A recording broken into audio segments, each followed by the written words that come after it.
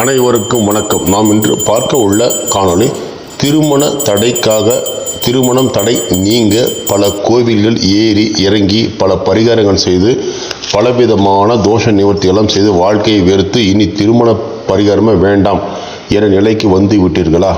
கண்டிப்பாக இந்த கோவிலுக்கு ஒரே ஒரு முறை செல்லுங்கள்.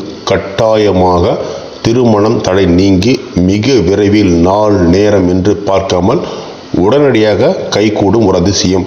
இது விளம்பரத்துக்காகவோ வியாபாரத்துக்காகவோ நான் இதை சொல்லவில்லை. நேரடியாக நான் சிலரை சுமார் 30க்கும் மேற்பட்ட நபர்களை அனுப்பியிருக்கிறேன். அந்த 30க்கும் மேற்பட்டவருக்கு குறுகிய காலத்தில் திருமணம் ஆகி அதை கண்கூட நான் பார்த்த பின்பே இந்த வீடியோ பொதுமக்கள் நலனுக்காக நான் வெளியிடுகிறேன். வாழ்க்கையில் திருமண பரிகாரத்துக்காக எத்தனை கோயில்கள் போனாலும் சரி, அத்தனை கோயில்கள் சென்றாலும் கூட அந்த தடைகளை உடைத்து இந்த கோவில் மிக சிறிய கோவில் தான். வாழ்க்கையில் உடனடி திருமணத்தை ஏற்பாடு செய்து கொடுப்பது இந்த சக்தி, இந்த அம்மனுக்கு நிகர் இந்த அம்மனே. இந்த கோவிலை பொறுத்தவரை மிக மிக சக்தி வாய்ந்த திருமண தடை நீப்பதற்காக சிறப்பு ஸ்தலமாக விளங்குகிறது. சரி, இந்த முதலில் இந்த கோவில் எப்போது திறக்கிறார்கள் என்பதை பற்றி பார்த்து விடுவோம். இந்த கோவிலை பொறுத்தவரை வாரத்தில் ஒரே ஒரு நாள் மட்டும்தான் திறக்கப்படுகிறது. அதுவும் வெள்ளிக்கிழமை மட்டும்தான்.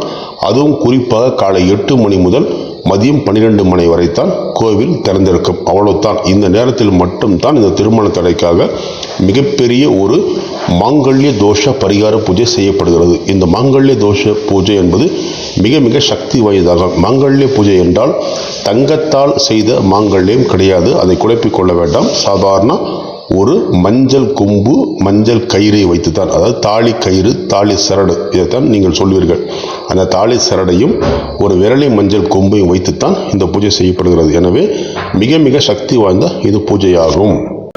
செவ்வாய் தோஷம், அஷ்டம சனி, கண்டக சனி, அர்த்தாஷ்டம சனி, சனி தசை, ஏழரை சனி, சனி தோஷம், புணர்ப்பு தோஷம், அஷ்டம குரு.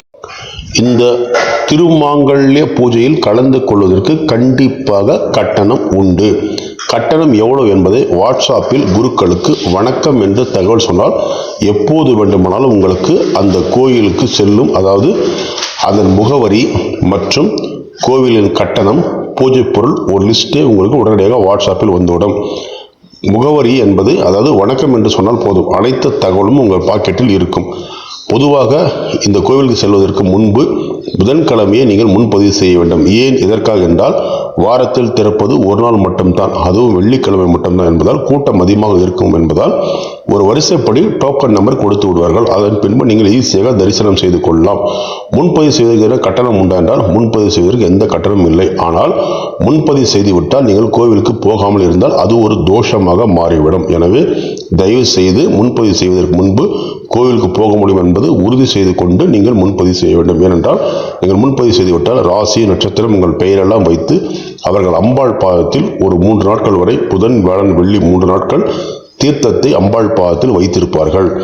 அனைத்து பூஜைகளும் வேத மந்திரங்களும் சொல்லப்பட்டு நீங்கள் அந்த தீர்த்தத்தை வாங்கி செல்ல வர மறுத்து விட்டால் அல்லது வர முடியாமல் போய்விட்டால் அம்பாள் கோபத்திற்கோ அல்லது அம்பாளின் சாபத்துக்கு ஆளாக ஒரு வாய்ப்பு இருக்கிறது. எனவே முன்பதிவு செய்வதற்கு முன்பு யோசனை செய்து சொல்லுங்கள்.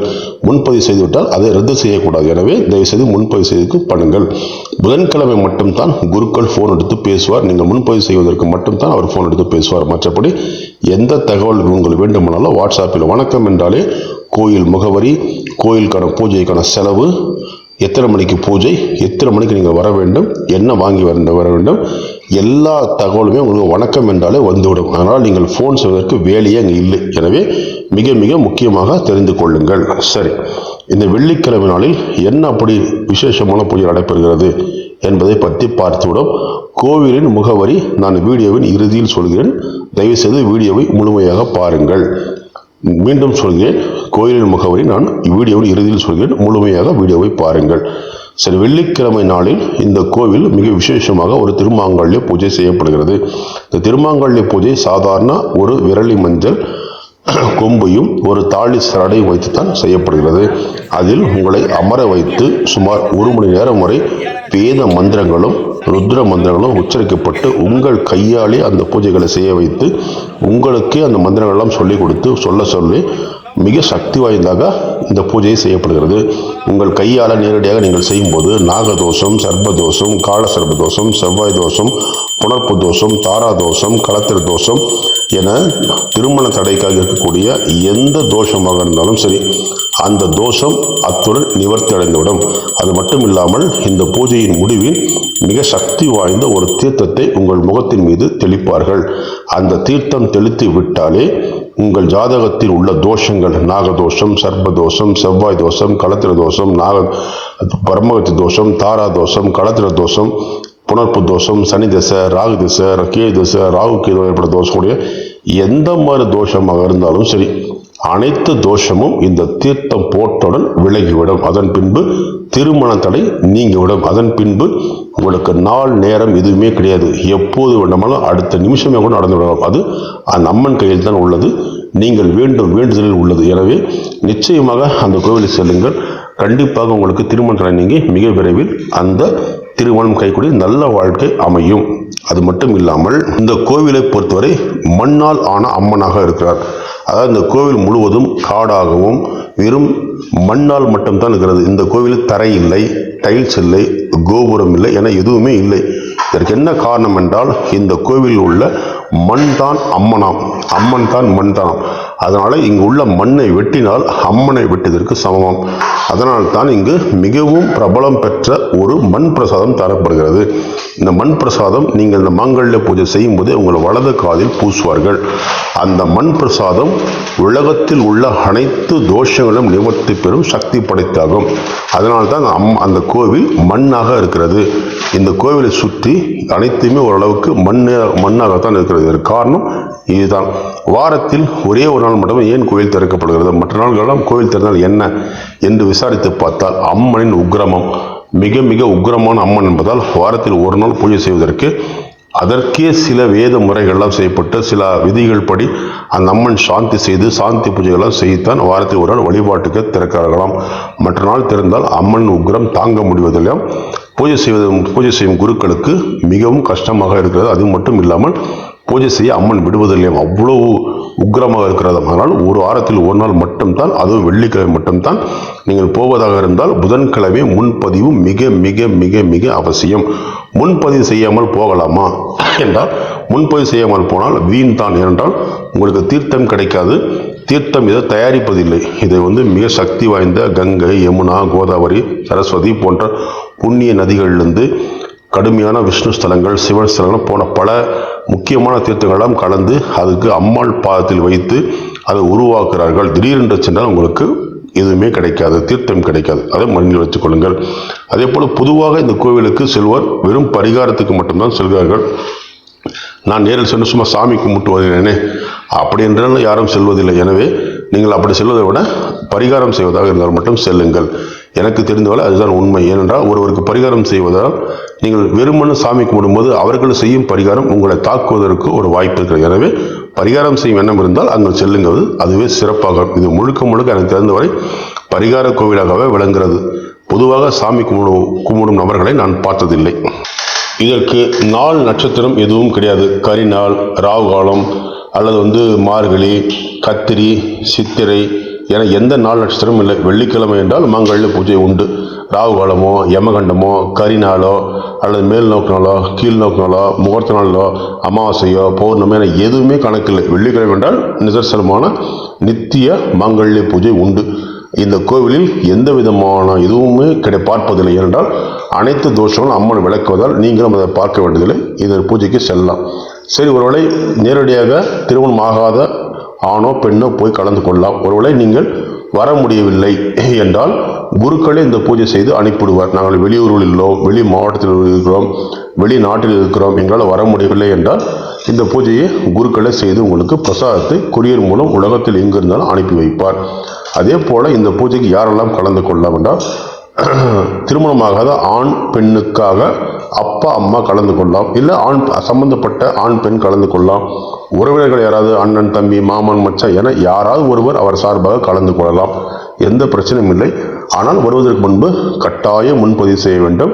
முன்பதிவு செய்வதால் சாமி தரிசனம் செய்ய முடியாது என்பதை தெளிவாக தெரிந்து கொள்ளுங்கள்.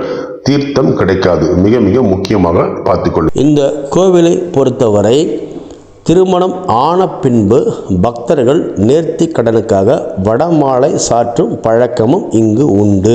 அதாவது 11 வடமாலைகளை கொண்டு வருவார்கள். நாம் கேள்விப்பட்டிருப்போம், ஆஞ்சநேயருக்குத்தான் வடமாலை சாற்றும் பழக்கம் இருக்கும். அதே போல் இந்த கோவில் உளுத்தம் பருப்பால் செய்யப்பட்ட உளுந்து வடைக்கு உப்பு இல்லாமல் உங்களது திருமணம் முடிந்த பின்பு அதன் பின்பு வந்து வடமாலை சாற்றி வழங்கிவிட்டு செல்வது வழக்கமாக வைத்திருக்கார்கள்.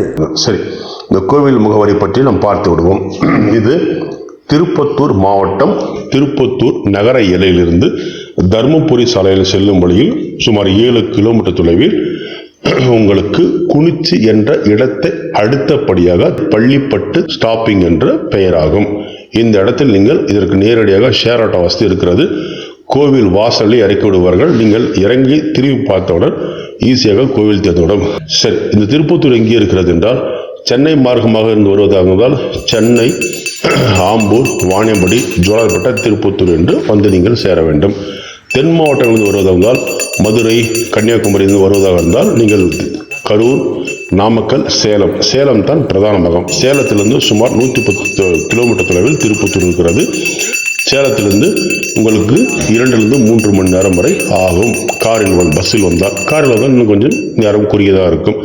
திருச்சி அது போன்ற பகுதியில் வந்து வருவதாக இருந்தால் நீங்கள் நாமக்கல், சேலம் தான் பிரதானம். திரும்பவும் சேலம் வந்து நீங்கள் திருப்பத்தூர் வந்து சேர வேண்டும். ஒருவேளை பாண்டிச்சேரி, விழுப்புரம் அது பகுதியில் வந்தால் திருவண்ணாமலை வந்து 85 கிலோமீட்டர் தான் திருப்பத்தூர் ஆகும். நீங்கள் 85 கிலோமீட்டர் தள்ளி திருப்பத்தூர் வந்து நீங்கள் ஈஸியாக வந்து கோவிலை அடைந்து விடலாம். எனவே ரூட் மிகவும் தெளிவாக இருக்கிறது. எந்த வழியாக வந்தாலும் வெள்ளிக்கிழமை தான் வர வேண்டும். வெள்ளிக்கிழமை வருவதற்கு முன்பு நீங்கள் ஆன்லைன் வழியாக உங்கள் தொலைபேசி எடுத்து புக் செய்து கொள்ள வேண்டும். அதாவது நாங்கள் கோவிலுக்கு வருகிறோம் என்று சொன்னால் உங்களை கோவிலுக்கு வாருங்கள் என்று சொல்வார்கள். அதுதான் முன்பதிவு என்பது. இதற்கு எந்த கட்டணமும் இல்லை. நீங்கள் நேரில் வந்து முன்பதிவு செய்ய வேண்டும் என்ற அவசியம் இல்லை. தொலைபேசி வழியாக நாங்கள் ஃபோன் செய்து நாங்கள் கோவிலுக்கு வருகிறோம் என்று சொன்னால் அவர்கள் வரிசை எண் கொடுப்பார்கள். அவ்வளோதான்.